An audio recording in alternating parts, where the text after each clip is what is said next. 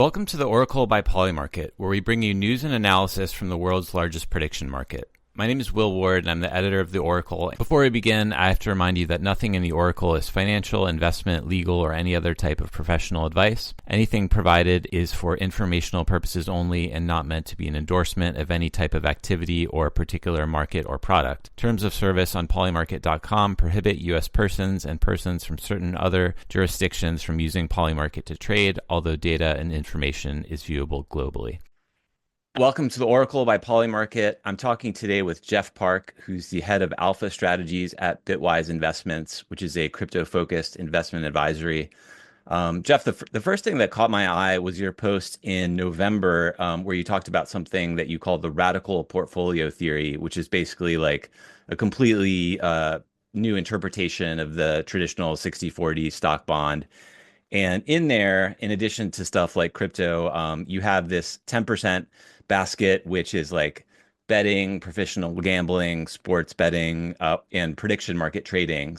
Then I started to get into your deep cuts and found you have a ton of experience on the crypto options market and looking at the Microstrategy Trade, which we cover quite heavily on Polymarket, and a bunch of other areas in our finance market. So welcome, and really happy we could connect today.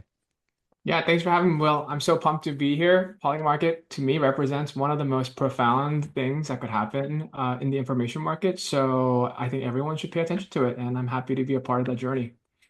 All right, we're going to get into the portfolio theory and MicroStrategy stuff, but I got to start with kind of like the big headline from yesterday and today, which is the Chinese AI model DeepSeek and the havoc that it's wreaking on our Nasdaq stocks and the panic over is this gonna, this model was much cheaper to train, so is this gonna slash demand for Nvidia, which is holding on its back the entire tech sector and many people's retirement portfolios. So like you had this take about the sort of deflation that China is exporting by making things cheaper, and how that relates to some of your big picture. So like, why don't we start with that? Like, what's your take on the DeepSeek? Yeah, happy to start there. One of the trends I've noticed of how people are kind of internalizing the news yesterday with DeepSeek is that perhaps the Chinese technology is going to grow rapidly at a level where it's going to exert dominance over American exceptionalism. And I actually think that is a little bit, as you pointed out, misdirected. The underlying risk that investors are actually worried about isn't so much about American dominance being eclipsed. It's more, I think, along the story of China continuing to export deflation. That has always been the biggest risk for most of global macro risk assets. And the number one concern that every investor is focused on today, and it is true that a lot of the growth assumptions embedded within the equities market to date has relied on the idea that the productivity growth enabled by these new AI technologies will actually be able to unearth some nominal gains in the productivity sector. But ultimately, when you take a step back and you really think about it, the overarching history has shown that technology at the core is always ultimately a deflationary trend, right? The goal of technology is actually always to make things cheaper and provide access at lower cost for more people to either learn things or do things with information in ways that wasn't possible before. So in some sense, nobody should be really surprised that it was always going to be deflationary. What I think shocked people was perhaps the pace in which it's happening, which is always the thing that humans misprescribe in the speed of change. So, ultimately, I think this is good news in the long run, which is that when you enable access for anyone to learn more and do things, it's always a great thing.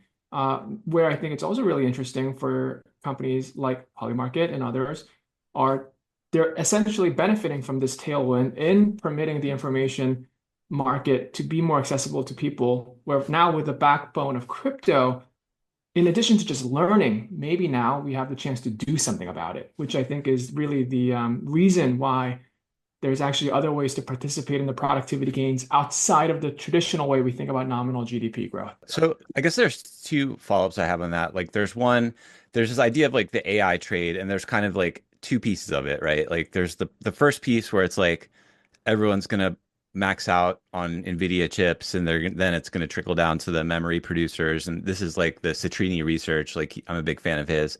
He's like Mhm. nailed this trade where like, people are gonna be spending a ton more on all these picks and shovels AI things. Then the second part of it is like, oh, if it's already here, it's going to be disrupting all these existing companies and being deflationary towards all these other, entrenched markets.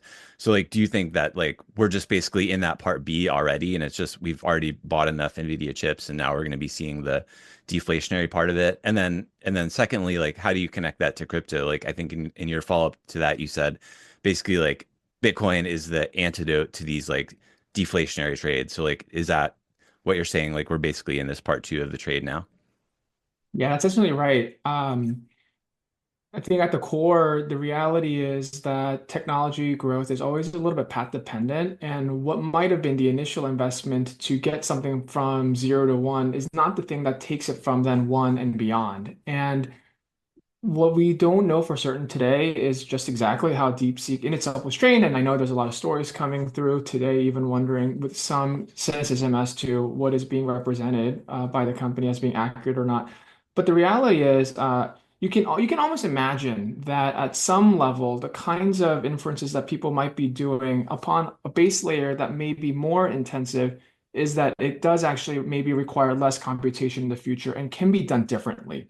So like you have to almost imagine there's like a pyramid of data structure, and maybe the very foundation is actually the most intensive component, but all the other value add that you can bring on top may actually require more extrapolation techniques that isn't just brute compute. And that's, I think, the part where it's really interesting for open source crypto.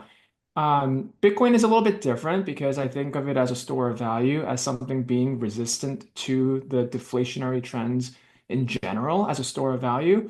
But the rails of crypto is also fundamentally about permitting open source capabilities with attribution qualities that then allow information markets to be consumed, priced, and maybe even traded upon in a way that is not intermediated by the world that we've known today with our infrastructure. So I think that's the interesting part. Data is an asset, and crypto is the thing that can potentially make data valuable, where new inference models can be built a little bit differently than the way that the foundational level today has been built.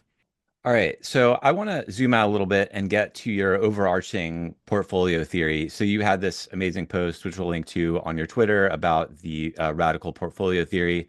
And you have a Twitter group that's like, how are we going to profit from the retardification of society? So like that I think is like the entry point to radical portfolio theory. So like what is happening in the world that requires a complete throwing in the garbage of like your 60/40 boomer stock bond portfolio? Like what are the forces shaping that? Yeah, absolutely. So the boring answer uh, as to why 60/40 is broken is that equities and bonds in general are no longer as uncorrelated as they used to be. That's the boring academic answer. Now, there's a reason for it, which is the root cause of what people perceive as productivity gains is becoming correlated. And a lot of it is driven by government expenditures and cross-border flows that is overwhelming what historically otherwise would have been measures of true productivity gains that equities are used to. That's kind of the boring answer. The more interesting answer is that as a society, as a trend, I believe that we are entering into a world where the wings of outcomes are just getting fatter. So the things that are less likely or more remote of believability are becoming more likely or probable in ways that historically hasn't been the case, both financially as well as informationally. So that's also, I think, related to why there's such a loss of trust in institutions in general, because institutions maximize their survivability by being in the middle of the curve in the way that they command people's attention and believability, credibility. Once the wings start getting fat, that's a problematic trend. So why is that happening? At the very underpinning root of the radical portfolio theory is a manifesto I laid out with 5 points. And this is the guiding principle about how I think about the world that is changing. The first thing is we have to accept that there's really no such thing as an absolute truth in social sciences. So things like economics, where we talk about GDP as a certain measure, is not an absolute truth.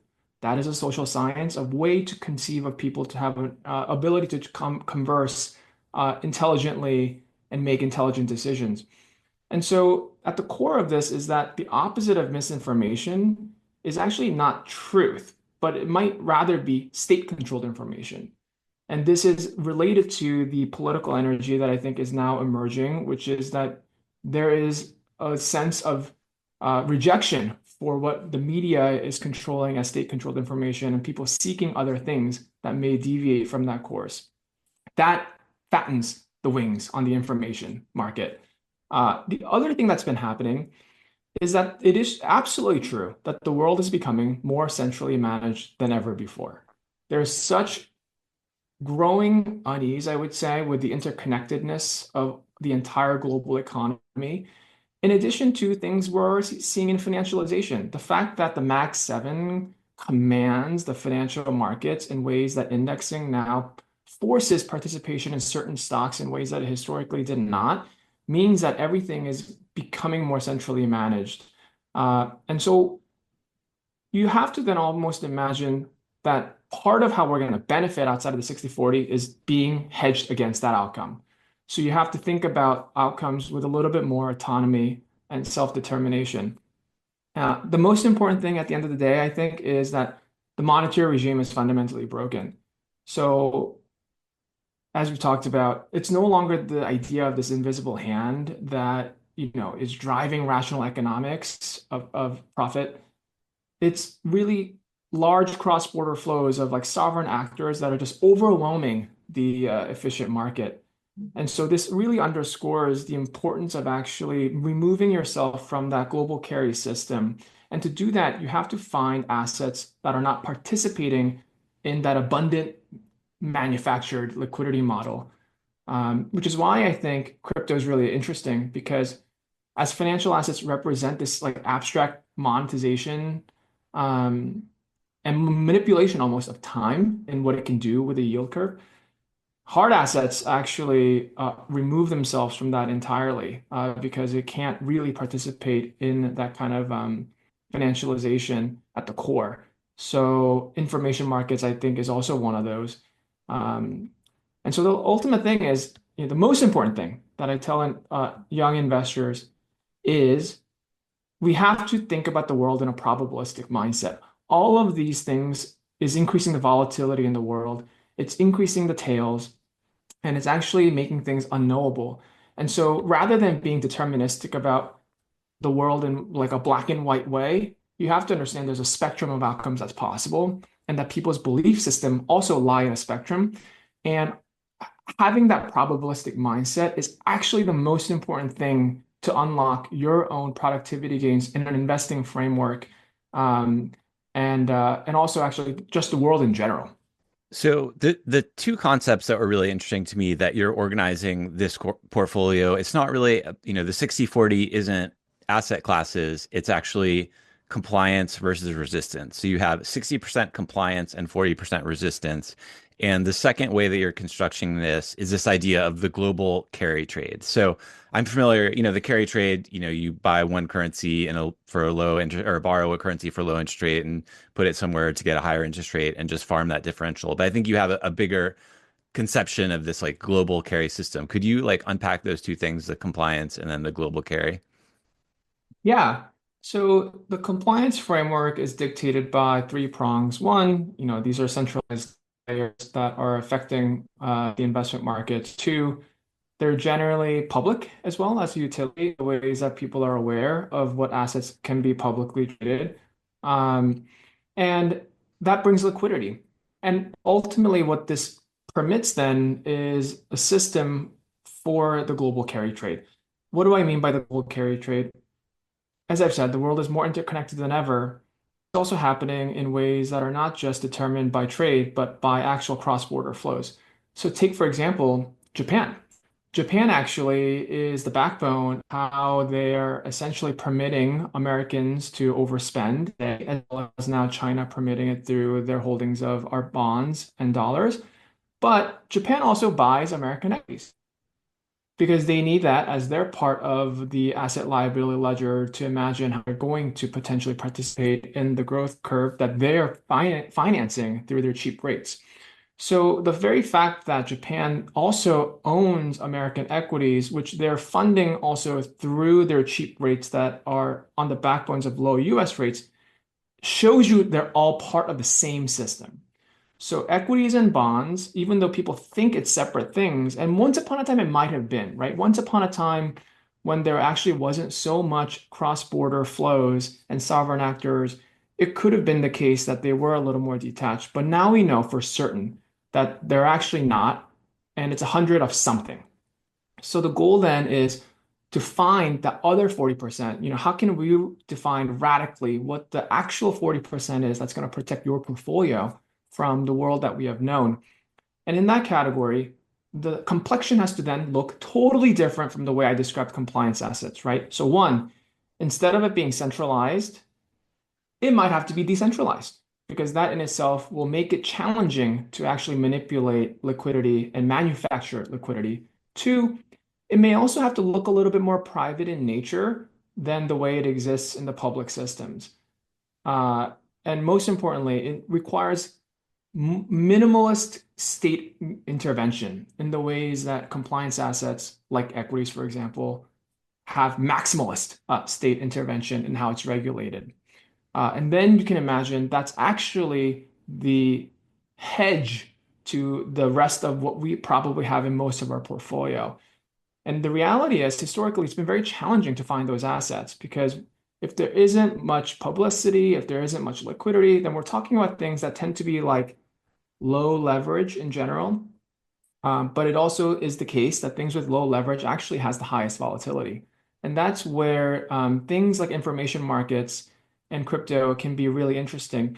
You don't need a lot of leverage actually in the betting market to have the ability to earn outsized income because the betting in itself is actually in some way levered without actually taking on recourse debt. It is about probability betting in ways that permits a different kind of payout. Can we run through some examples? I thought that was really helpful in understanding that. So you have in your manifesto, you have, all right, imagine gold. If you have GLD ETF in your brokerage account, that's a compliance gold. And if you have gold bars, buried in your backyard or even better, offshore somewhere, that's resistance asset. So like in that, if you have art on your wall in your house in the US or whatever, that's compliance. If you have art in a bunker in New Zealand, that's resistance. How does Bitcoin fit into that? Like, would you say like if you have, Bitcoin etched into, a piece of metal somewhere, that's resistance, but if you are sitting on Coinbase, that's compliance? Or how do you see like crypto in that? Yeah, there are two parameters in defining whether an asset is compliant or resistant. One is the investment characteristic, but the second thing is actually the operational custody, which is the point that you're alluding to. We haven't spoken about it yet, but I consider that as another way to imagine compliance versus resistance outside of the investment characteristics of the asset. Here, I think the point that I'm alluding to really is that in a world of state maximalism, which was kind of what I felt the energy was for the last 4 years here in the US, you need to remove yourself from that system somehow, right? Because as someone who's experienced financial crisis multiple times, once at the start of my career, actually, in 2008 at Morgan Mhm. Stanley, but also when I was much younger in Korea during the Asian financial crisis, when the IMF bailout required that citizens donate their gold to essentially save their motherland. Um, those things show you the custody model is not yours, really, unless you own it yourself. So even GLD is ultimately a paper certificate to a lien that allows you to do a lot of cool things with it as a result. But it is a little bit challenging that in the worst case scenario of actually needing it, that that's actually when it's most unavailable. And so, owning assets directly in a custody model is one way to future-proof yourself if you believe the world is heading towards more of a maximalist vision of state control. So even the Bitcoin ETFs, I consider it as compliant assets because they are able to play nicely in your RIAs and your Roth accounts, which is all great. But if you really think that you might find yourself in a world where the tail risks are so profound that those things are not as relevant, then you might have the idea that as you store gold under your mattress, you may actually likely want to consider a similar storage model for crypto. Let's get more into the professional gambling or information markets part of the bucket of the portfolio. So like the thing that I guess the one of the overarching things of the resistance part is these are seem like very much things that you either need to develop a personal skill, like either like I guess you can bankroll a profitable poker player or something, but like those opportunities are few and far between. I could grind for my career and become a professional poker player. That would require a lot of effort. I could, buying property overseas is a pain. Learning to be a good prediction market trader is a pain. So like all of those things seem like they would be much harder for like you can't just buy an ETF of someone that's gonna, make profitable bets for you, something like that. So like these are all things that require a lot of personal work and investment. Like, how do you think about that? Like, will it ever be able to just scale into one of these neat, I click a button and I'm getting resistance, or it always has that like personal component to it? Yeah, 100%. It in fact should be hard. It should be energy requiring because that's actually the scarce asset in itself. The problem with the way that we think about the world in financializing, quantitative easing, and global carry trade, and all the financial repression we've seen is that the liquidity transformation that the government's able to do is so easy, right? Like it's easy to print money. And so of course it can scale, but you can't scale things that are genuinely hard to do and requires real human capital or social capital to permit an outcome that is actually differentiated than somebody else's. So you're absolutely correct that this category of what I call professional gambling requires energy, tremendous amount of energy and learnings.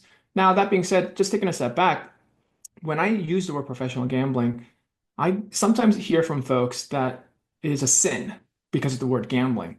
And so the thing that I also try to enthuse upon people is that um, gambling also exists on a spectrum.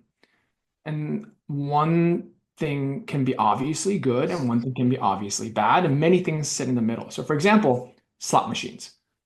Slot machines are, in general, probably the most horrible thing that exists within the gambling category because it doesn't actually give you informational edge for winnings.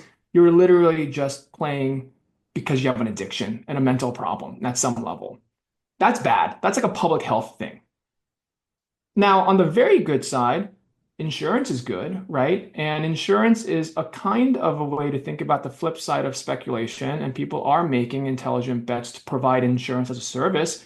And I think Hmm. most people will find insurance to be a worthwhile endeavor, especially when we have catastrophic events that's difficult to model outside of the accountability of one's personal balance sheet. So insurance is good. And so then there's many things that kind of sit in the middle. And things like poker and sports betting or betting on prediction markets to me are kind of things in the middle where how you determine whether it's positive EV or negative EV to you really depends on your own skill. Because actually, that's an information market. Poker is a closed system where some people win and some people lose. But generally, the people that are winning are because they're good at something. And you can almost interpolate that to the same thing with prediction markets or sports betting, where informational edge is actually a very powerful thing. And so the idea of professional gambling as like de facto blanket statement bad is I think a bad take. And one of the things that I'm really excited about is to your question of like, can we find more models to outsource these kinds of investments to experts that can manage on your behalf? I really believe that's actually the next wave of tokenization. I think many people are solving for tokenization for product market fit today. So they're launching money market funds to sit on chain and buy T-bills or whatever. That's fine. But the reality is, like, those things kind of just work fine in the existing system. And what you actually need tokenization for is to access the long tail of assets and skills. So if you want to launch a hedge fund today, you can do it. It's a private fund you launch under some 3C1, 3C7 exemption, and you can go to market. It's a lot of work and it's institutional, but you can do it. And you're betting then someone else will manage your money for you on your behalf to generate alpha. Now, can you launch that effort for a sports betting fund? It's challenging. And it's challenging because the very idea of compliance and resistance is meeting in the gray area of permitting these kinds of activities. But if I think about why it's so gray, it's generally rooting to causes like AML or KYC or things that can be solved through blockchain. And so the next like unlock of tokenization is an imaginary. Jeff Park might launch a fund that does sports betting, and it is actually completely transparent in ways you'll be able to see your investors as well as the activities, and you can kind of then participate. I think those are kinds of the things that has to happen to go from a step function of a 0 to 1 for broad adoption, where people find real utility. So my long-term thesis is that you're absolutely, yes, there's going to be experts. They're going to have capital formation strategies around these resistance asset strategies. And I think tokenization will play a big role in permitting it. So the next chapter is funds or even AI agents or funds that are doing these things for you. But before we get there, I mean, I'm really curious. You have this big background in options trading and have put in the work to get good at probabilistic thinking and forecasting. So, what are the skills and mental models from your past career that you would be taking and applying to either like a sports betting or a prediction market trading? Like what are your favorite pieces of that toolkit to bring into this world? Sure, sure. So one of the timeless lessons that I've learned and I continue to practice and share with everyone to also benefit from is um, that we need to understand the limitations of our own abilities and the human mind. The human mind is really great at many things, but it's a little myopic. It's actually not very good at predicting very extreme events. And it's also not good at predicting the timeline in which these extreme events can happen. And options give you a way to play that because there's a term structure to it, and there's basically a skew to it as well in the terms of moneyness that you can bet on. So the number one rule that I share with investors and friends is you almost always want to play betting in two barbell strategies. You want to play the 10 delta to 30 delta outcomes. And then you want to play the 70 delta to the 100 delta outcomes. What do I mean by that? You want to play the 10 delta to 30 delta because it's 10 delta means you have the chance to have a 10x payout, right, of an option that can go in the money. It's very improbable, but it also is priced this way because many people think it's improbable.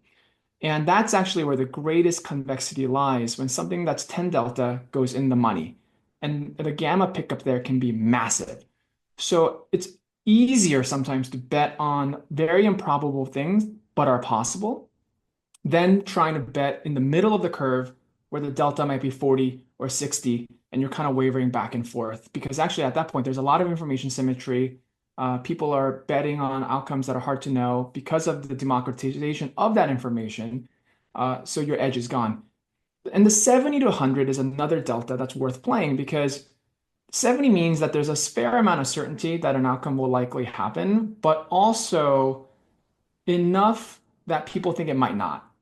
But you may then develop 100% conviction that it's going to happen. And the 70 to 100 is actually the easiest way to clean up the terminal value of a bet. So an example there that I might mention is in Polymarket in November and December, there was the market to bet on whether MicroStrategy would be added to the NASDAQ 100 index. And that market was volatile and it had fluctuated as I saw it from sometimes under 50% to maybe at peak around 70, 75%. In those windows, for me, as someone who's been paying attention to what was available publicly, it felt very evident that MicroStrategy would be in the index by the deadline. And if you believed with that conviction, the 70 to 100 in 3 weeks' time is one of the best ROI you could imagine for the usage of capital. So that's what I mean by also playing the long end to determine a value. And that I think is how you think about probabilistic investing. You want to play for the wings when you can, when it's mispriced the most, when there is information asymmetry.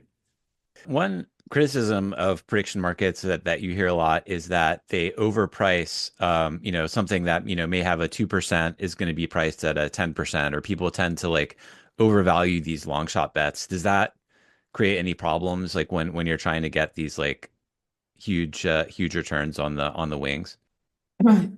I think most prediction markets and options market in general overprice likelihood of events because that's actually the way insurance models work, right? People are betting usually to hedge for an outcome if the market's developed, and people are willing to pay a premium for insurance. Now, I don't know how that would apply to Polymarket today in the sense that are people hedging their investment account using Polymarket as a hedge to an outcome? So, for example, if you thought your equities portfolio was going to benefit tremendously by having exposure to Trump favored stocks, might you then use Polymarket to hedge for an outcome on a beta adjusted basis that Harris would win? That's an insurance, right? You're actually no longer betting on whether Harris is winning. You just want insurance in your portfolio. So insurance always tends to create that premium to be a little bit larger than the market would efficiently price. That's also why, in general, call selling and put selling is a very profitable endeavor until you shouldn't be doing it. But that goes to tell you the time value of optionality is in itself a valuable thing.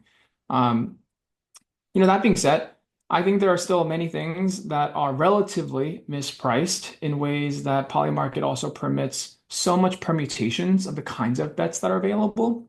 So, for example, one fascinating market that I was watching around the Trump election wasn't just whether Trump or Harris would win. There were other bets. I would almost call them parlay bets, where you could bet on Trump winning, certain swing states, but actually losing certain other swing states. And those markets should move with actually the big markets. Hmm. And they're not always efficient. I've actually noticed that they're not. And so if you can actually play for relative value trading within the same odds market, that could in itself be a way to trade for payouts that isn't just about like buying cheap option. Like cheap options also exist in spreads. I'm fascinated with this idea of being able to take one financial like options position in the public markets and then be able to hedge with the specific event on the poly market.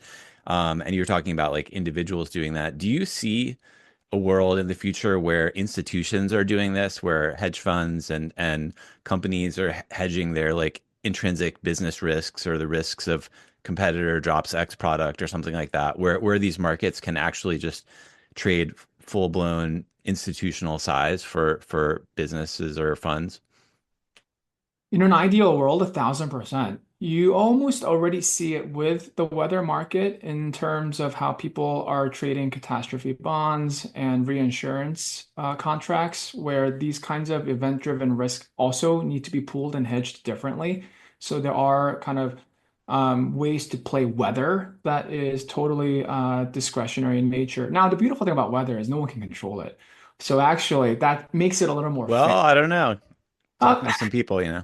That's true. Yes, there are some ways. I think that's also now being challenged. But in general, the notion of it being nature meant that it felt exogenous to human manipulation. Now, your question around can we trade a product release or not?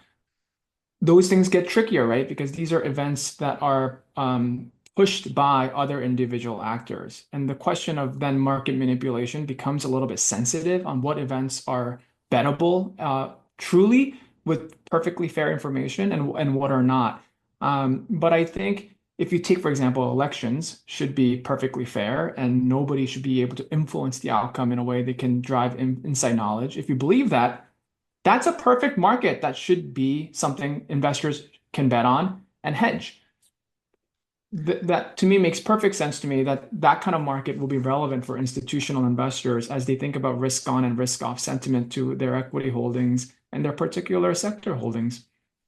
All right, let's move to MicroStrategy because this is an area we have a ton of markets on. I'm fascinated by this trade. And in some ways, it seems totally obvious. And in some ways, once you get into the weeds, it completely baffles me as someone who's not really up on convertible bond trading and all this, esoteric options part of it. So, like, let's just start at like the basic level, right? There's this guy on Twitter who his whole thing is like, I'm signing up for every credit card possible and just buying BTC.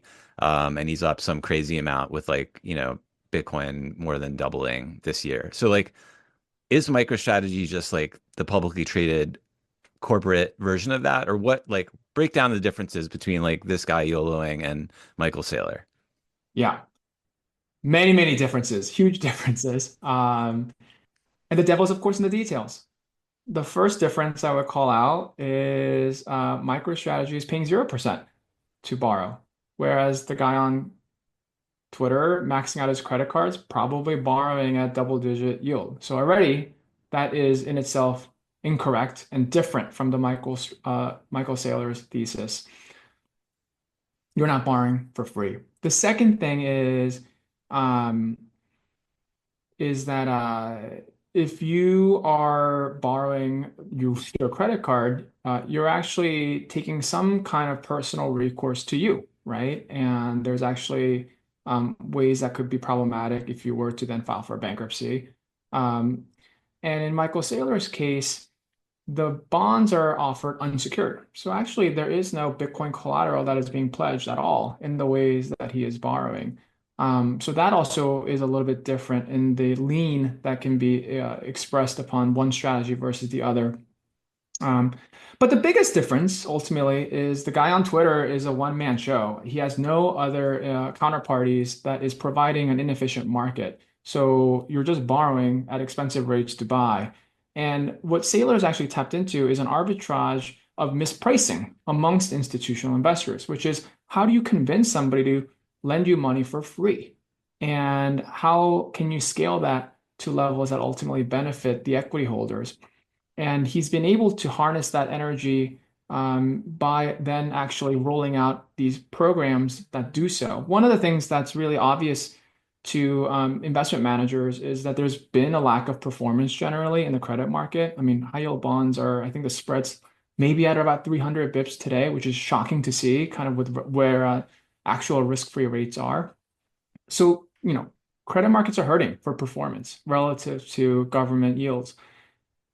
If you give them something that is credit in name, but actually it's Bitcoin, and you can juice your performance to up 200% as a fund manager, this goes back to what I was talking about the Mag 7, where you must own an index of something to outcompete your peers. Every convert bond manager probably should have a little bit of that because if you don't have it and everyone else has it and it's up 200%, you're out of business. Your LPs are going to call you and be like, hey, why did you not own the thing that's up the most this year, that's up 200%? And if you said, well, I didn't like Bitcoin or I didn't understand it, well, either way, you didn't deliver the performance. So there's actually a scarcity element to not just Bitcoin, but the kinds of papers that investment managers want to hold. And Saylor, by creating these convertible bonds, has created some scarcity value around these bonds themselves. Not everyone can have it. And that kind of financialization, I think, is uniquely done that, maxing out your credit card is not the same thing. So the reason, let me see if I have this right. The reason that the bond buyers will buy MicroStrategy bond is because it has the potential to convert to equity in MicroStrategy that has this Bitcoin basket attached to it. So in a sense, these bond investors are able to buy something that gives them exposure to Bitcoin, which is the huge upside, and they need that because all the other alpha in that market is super low. Yeah, essentially, that's correct. There's two things to take away. One is everyone really, I think, is gravitating towards wanting to own Bitcoin in some format. Personal investors are already expressing it, corporates are expressing it, sovereigns are expressing it. So the trend is that having a little bit of exposure to Bitcoin could overall be good for your portfolio allocation. Now, there are reasons why people can't own it, and it tends to be the case that the structure doesn't permit it. So even for those who can't buy Bitcoin directly, they had often looked at MicroStrategy as a substitute good to buy for their brokerages that wouldn't let you buy the Bitcoin ETFs. And that's a proxy bet, of course. There's basis risk, but it's good enough. And I think for convertible bond investors or credit managers in general, of course they can't go buy Bitcoin. That's outside their mandate. But if you can buy a credit that gives you exposure to Bitcoin, then that changes the game. The other thing is the convert market is valued upon volatility. And because Bitcoin can be very volatile, and MicroStrategy in particular can be very volatile, there's a lot of arbitrage that can be done where, as a bondholder, you can also go short the equity and you can collapse and make that premium over a period of time by trading the gamma. So actually, it's a smart thing. Most people in the convert market understand how to trade gamma. And here you have Michael Saylor's vehicle that has the most amount of gamma that the world has ever seen. And it's not actually just betting on Bitcoin going up. You're betting on the volatility of Bitcoin and whether you can harvest the gamma around it by running a delta hedged portfolio in a continuous manner. So it appeals to a different kind of investors that historically would not have been able to access that kind of return with any other corporate credit instrument available. So one way that I try to look at it is like through the different parties, right? Like you have Sailor, and you said that, Sailor himself is protected because he's buying this vehicle that has no personal recourse to him, so he's doing well. The convertible bondholders, we talked about them. But like, what about the MicroStrategy shareholder equity holders themselves? Like they're constantly getting diluted by printing more shares to buy more Bitcoin. So are they losing on this? Like, it seems like someone has to be losing in this trade. Like, are the shareholders of the equity themselves like losing out, or what does it look like for them? Well, you might say the loss or losing is being distributed across the capital structure. So, for example, if the convert bondholder is losing a little bit by having the conversions happen out of the money. So when they become equity, they're not becoming equity today. They're becoming equity at multiples higher than where the stock is trading today. So they're essentially forward subsidizing their eventual conversion today for those shareholders. Now they're happy to do it because even at those prices, they're up. And it's a question of now a trade-off between volatility and risk reward. And that's the beautiful thing about MicroStrategy. MicroStrategy almost better than anybody else has perfected the ability to offer many choices on risk preference. You may have seen that preferred equity is now on the table for issuance later this week, Yep. which will be the first convertible preferred equity that MicroStrategy will offer. And that's another way to bring in a new cohort of investors who are basically interested in earning a cash yield or a nominal explicit coupon yield today, but willing to have the optionality to convert way out of the money, right? So in this case, with the price at 100, if it were to say the extrapolated price is $1,000 a share. It's good for the common shareholders actually to say somebody is going to come in and convert at 1,000 because they're diluting it at a higher price than the price of 350 today if you were an investor. So what does this all mean?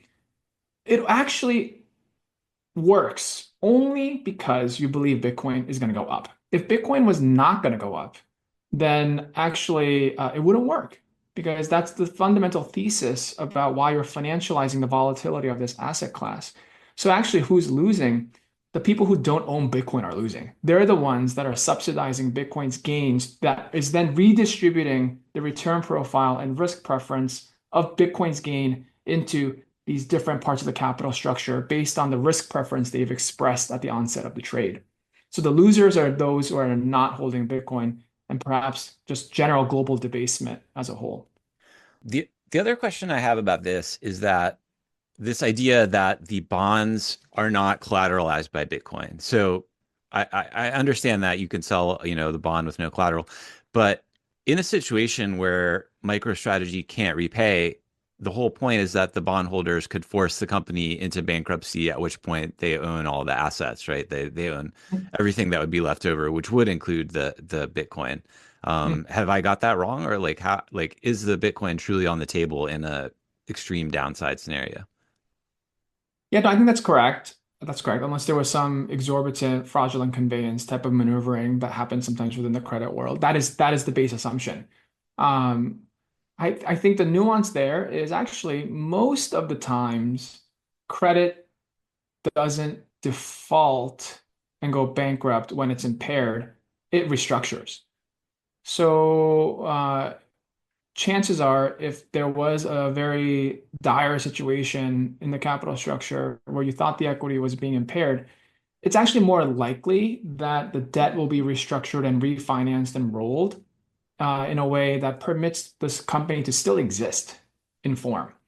Now, the shareholders may have to give up some of their equity to the new creditors who want a participation for taking that additional risk.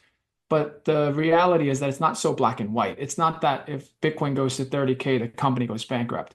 There's many steps that happen along the way in which restructuring happens almost always for companies, unless you really, really thought the terminal value of a business was zero. And if you don't believe Bitcoin's terminal value is zero, I would guess there are many people interested in refinancing the rollout and trying to take a little bit of the equity piece if you could. So let's go to this. So is there any Bitcoin price at which you would say, like, based on your evaluation of it, MicroStrategy would start to get in trouble? Are they in trouble if just Bitcoin stays stagnant and doesn't continue to go up? Or is there any place on the downside, or sorry, on the extreme upside where MicroStrategy just owns too much Bitcoin and it becomes like this uh weight around the neck of Bitcoin in that it's less decentralized and it becomes like too big of a player? That is certainly one of the limits of the MicroStrategy thesis as its current standing.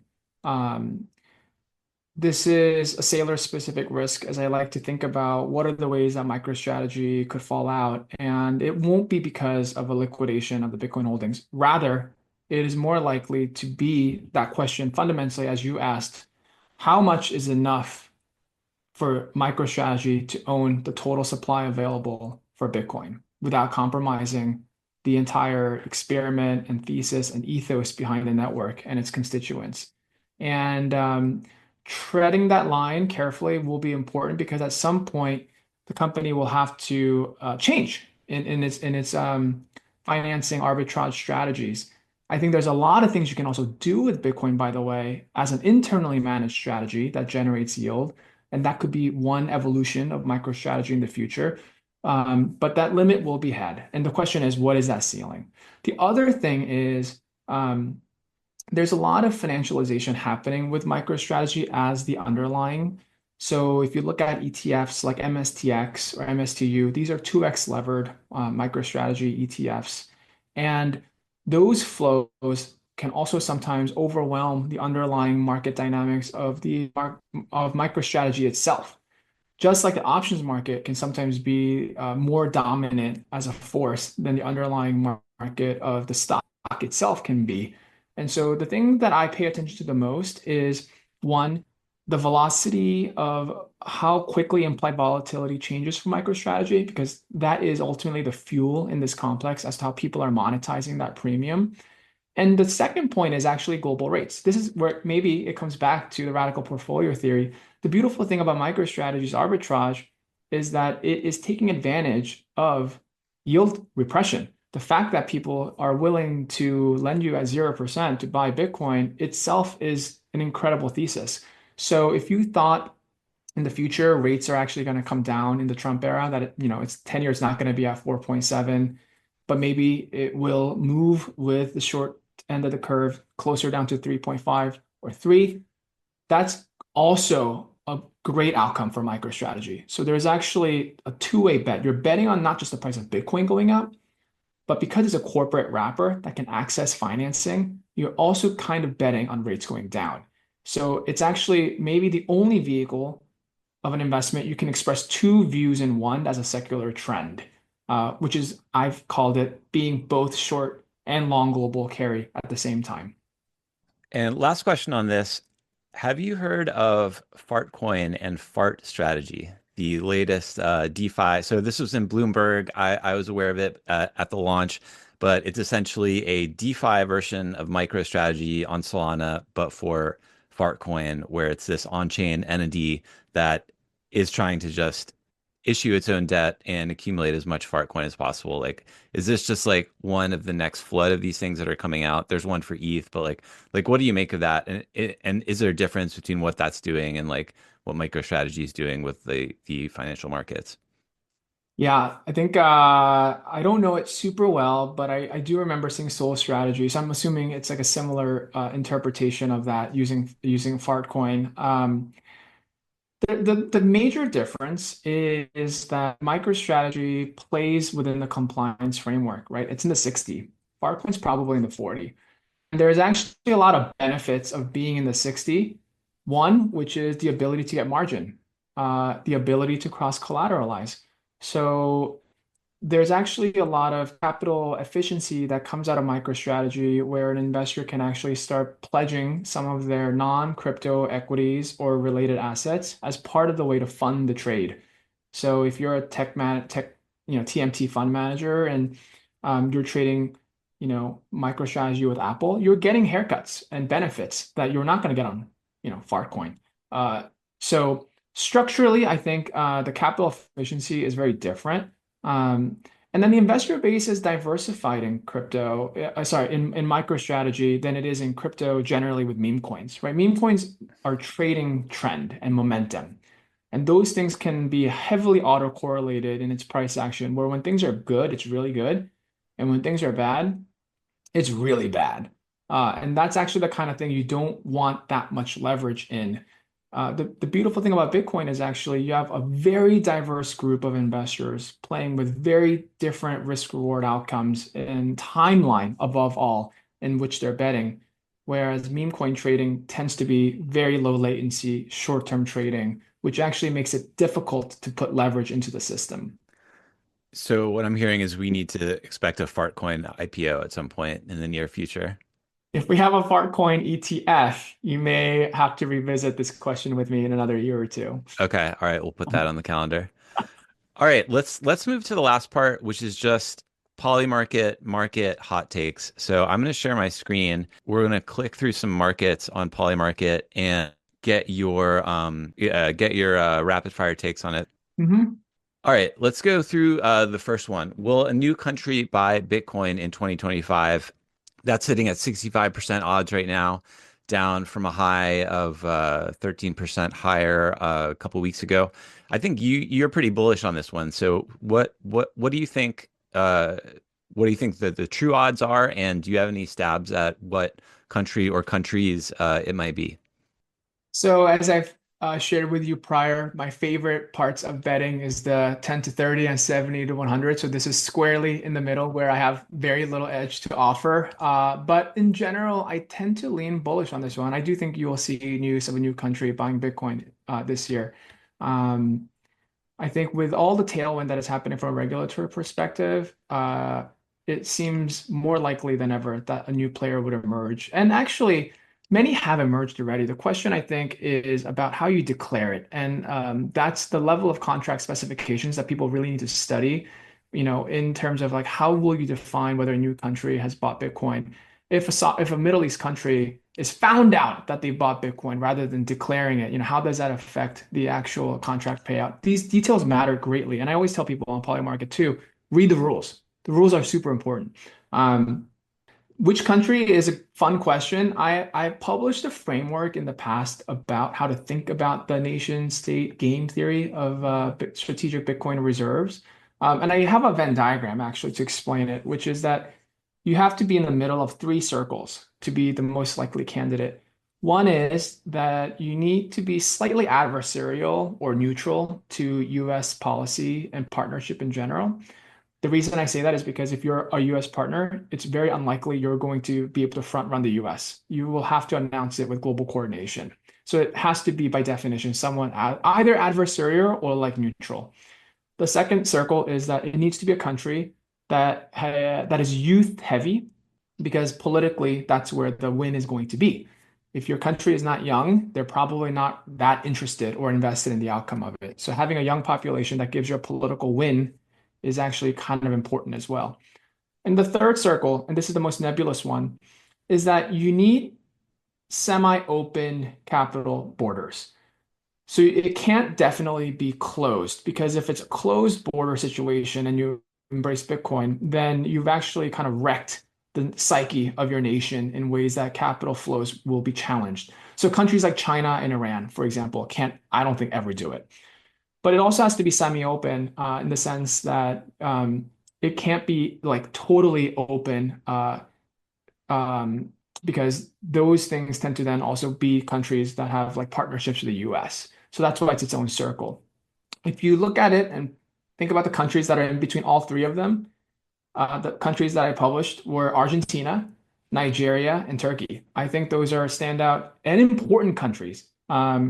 You also saw recently Bhutan made an announcement of actually participating more. And I think Bhutan's actually a great example of how it fits in all three. Young population, kind of a semi-open capital border where it's not entirely closed, but not totally open, and at best, neutral to US policy. Um, so my money's on Argentina, Nigeria, and Turkey as far as like interesting big economies go. So we'll see. Next one, we've got two markets on the US Bitcoin Strategic Reserve. There's a will Trump create it in the first 100 days, and there's a will he create it in 2025. So right now, the 100-day market is trading at 15% chance. It was at 15%, 50% on inauguration day, and it's just been down only since then, when there was no executive order or explicit mention of Mhm. crypto on inauguration. And then for by 20 end of 25, it's at 56% now. So down from around 60% earlier. So what's your take on the Bitcoin reserve, and when do you think it'll happen? Yeah, this is actually a fantastic example of the spread trading opportunities that I mentioned earlier. I paid attention to this market actually pretty carefully, to the point where the 100-day odds was really high. I think it was as high as like 50%. And the odd of Bitcoin getting adopted in the first year was at 60. So that kind of told you that if you thought Bitcoin being adopted as a standard would be after the first 100 days, but actually happening in 2025, that odd was 10%. So now we go back to how I love the delta 10 bets. To me, that's an amazing bet because you're getting actually 9 months for much cheaper than the first 100 days. And actually, what you saw post last week is exactly that market coming to life, because the odds came down for the 100-day tremendously. But actually, the odds for for 2025 went up. I think now it's at like 65 or 70. So, It's at so 56 now for it's the at 25. 56 Yeah. now. Yeah. And so that's actually been the right spread trade, because then that payout would have been fairly nice. So yeah, I definitely don't think it's happening in the 100 days. I wouldn't even buy it there at the 15. But I'm also not super bullish on it being a 2025 event either. So I think the opportunity was actually the spread trade 2 weeks ago and leading into it. I'm not sure now if there's anything super knowable in this market. Yeah. The other thing about this is the rules on this one. So the US, it's not enough for them to just not sell the Bitcoin.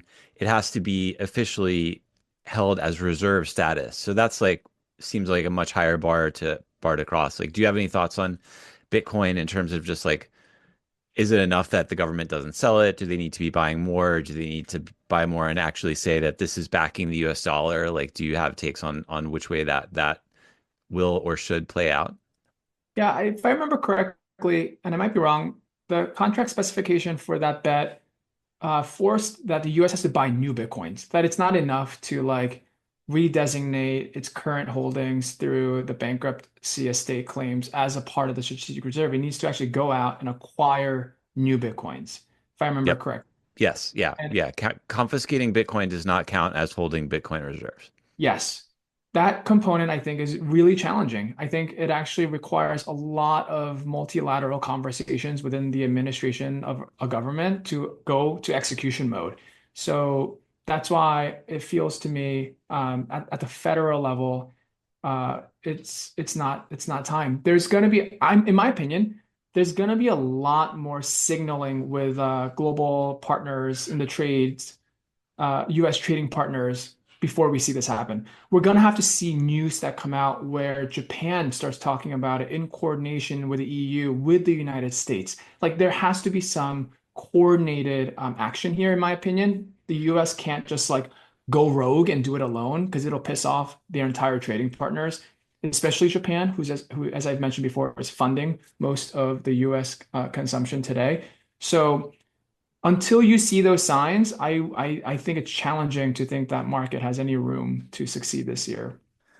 Got it. And we have these other markets for some of the other coins. There's a XRP reserve in 2025 trading at 18% and a Solana reserve trading at 19%. This was, there was this story maybe a week or two ago where it was reported that Trump, not just Bitcoin, but now he's considering kind of like made in the US crypto coins, including USDC for holding as part of this crypto reserve basket. Do you have any thoughts on that market, or do you think that's appropriately priced there? I think it's way too high. I think if you thought Bitcoin was going to be at 55, the relative ratio to those altcoins should be a lot lower, in my opinion. Because there's a little bit of path dependency, right? And the question of like, if there's A, there's B, but if there's B, there's no A, and Bitcoin has to lead the path. And if Bitcoin's at 55, the combined probability would imply that those outcomes are actually more fragile. Relative to Ripple versus Solana, I think is kind of interesting to observe. You know, I think one way that Ripple has a slight edge is that it doesn't have um, components within the way Solana exists in the consensus mechanism that might appear to be a little bit cleaner from an adoption perspective. But but I think it's just very challenging to tell because these will all be driven more, I think, by political agendas. And I would almost think they're both not likely. Personally, I would rather see a Bitcoin reserve than a reserve that requires an altcoin manager to sit at the treasury. All right, so now we've got back to the MicroStrategy. We have three markets on MicroStrategy. We have, I think their Bitcoin holdings now are around 477K. So we have a market. Will MicroStrategy hold over 500K Bitcoin before March? That's trading at 62%. And then their markets on like MicroStrategy distress. So will they announce bankruptcy by May 31st? 6%. And will they have to sell any Bitcoin in 25? And that's at 13%. So how would you think about that in terms of like the upside and downside cases for MicroStrategy? Yeah, I think the one that is most obviously not going to survive is MicroStrategy selling Bitcoin. I think that's almost unlikely to happen, mainly because there is no even debt maturity that's happening in 2025 to force a conversation. So that to me feels like it's overpriced. There's just no catalyst for this to be an outcome. There's no event trigger. Uh, Acquiring 500K coins by March. Is that March 1st Before or March March. 31st? Before March. So March, Also like end of Feb. yeah, end of February, February 28th. So we got 4 weeks left. I think it's possible. Sailors bought Bitcoin around 10,000 a week or so more recently. So if you have 4 weeks left, you could imagine hitting there. 10,000 is a little bit higher than historic. So historically, if you thought it was around 2,000, we might not meet it. But based on the last 2 weeks, that's the pace. And then with the pref equity issuance that's coming, That's a solid addition, which will price later this week. So, he initially wanted to raise 2 billion there. If he succeeds, that's 20,000 right there. So I think it's more probable than not, and 62 is a great, great market. I think this is a very efficient one here. The last one, we have this probability distribution for Bitcoin price in 2025. I think this is an interesting one because you can see, let's see, I forget what Bitcoin's at right now, but assume it's like still 100. You have the odds for it to double to 200K sometime this year is 25%. The odds that it gets cut in half to 50K, 22%. I think that I like to keep an eye on that sort of like skew, like is there more upside skew or downside skew? But how do you think about overall Bitcoin price targets for this year? Yep. So number one disclaimer I always tell people to read on these things is how the observations are recorded. So, I used to be an exotics trader at Morgan Stanley, and there are three ways we would talk about expiration and observations of barriers. One, continuous observation. So will it hit it at any time throughout the year? Two, close of day. Three, European expiry right at the end of 2025. And all of those things actually have incredible impacts on the probability assignment. You can imagine just the continuous observation is the best one because it's possible Bitcoin can hit it and then come all the way back down, and you're observing every tick, every candle. Here, as I'm reading it, it resolves to a yes between any time. So it's a continuous observation of 2025, which is different from like Deribit and the ways you can price digital options, which is European expiration, of course. That being said, I think these are all too high. For example, the 150,000 is pricing 51% chance. The last time I checked Deribit for a digital call option on 150,000 for a European expiry for December, the odds were closer to 18%. So then you're telling me that actually the odds of it hitting 51%, odds of hitting 150K is happening intra-year, but not the end of the year. At three times possible, but it feels really high to me. Because I think Q4 is probably going to be stronger than Q2 and Q3 based on just crypto seasonality. And so I would discount that 51 versus, Deribit at 18% for a European observation. Are you, so I know Arthur Hayes had this big article that came out yesterday where he's calling for kind of like a quick bear market, which gets Trump to turn back on the money printer, and then we're at 250K by the end of the year. Do you agree with that or any sense of how things are going to play out macro-wise this year? Yeah, I think the number one headwind is the 10-year rates and dollar strength. There's no mistake, no doubt about it. And I think Bitcoin too has been relatively stretched in its current valuation, which is really admirable. And it shows you that there are differentiated investors coming into Bitcoin, regardless of where rates and dollar strength is. But I do tend to agree that until the real economy is fixed in the problems that it exists today, mostly in the 10-year market affecting real estate. I do think that the first 100 days is probably more interesting and tradable than the middle of the curve in Q2 and Q3, where it's actually very challenging to probably um, put these things into effect. So I tend to, yeah, think Q1 is going to be stronger. Q2, Q3 is a little challenging, and Q4 we'll probably see some momentum. Jeff, thank you so much. This has been a ton of fun. Jeff Park, Bitwise Investment Strategies. What is the best way for people to connect with you? Should they go to your Twitter or where should we send people? Yeah, Twitter is great. My handle is DGT10011. You can reach out there. Otherwise, you can always find me on the Bitwise roadshows throughout the years. All right. Thank you so much. And we'll make sure to reach out when we get the Fartcoin ETF on the calendar. I look forward to it. All right. Thank you. Take care. Take care.